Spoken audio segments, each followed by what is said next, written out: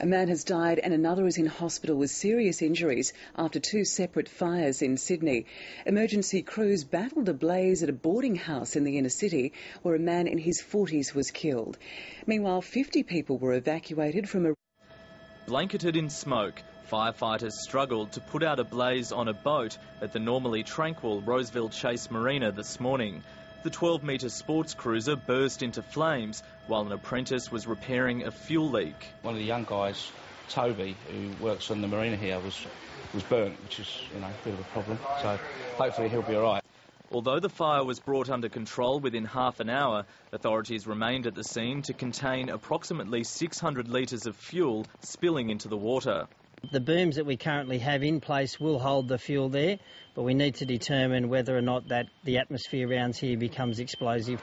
About 50 people were evacuated from a nearby restaurant. Both it and the marina itself could be closed for days. All I can say is that I was lucky it wasn't in my berth, because if it was, you'd still be fighting the fire now, because it was isolated over next to the slip, so that was fortunate. Unfortunately, Steve Warwick had just agreed to trade in his boat, which he calls the Lovely Jubbly. It's insured for $245,000. Earlier this morning, emergency crews were called to a blaze at a boarding house. Firefighters found a man in his 40s lying unconscious next to a bedroom that was engulfed in flames. He died at the scene. What this is a timely reminder that people should practice their home escape plans and ensure that they do have a working smoke detector. 3 others were inside, 2 of them escaped unharmed, and 1 was taken to hospital suffering smoke inhalation, but was later released. David Lewis, ABC News, Sydney.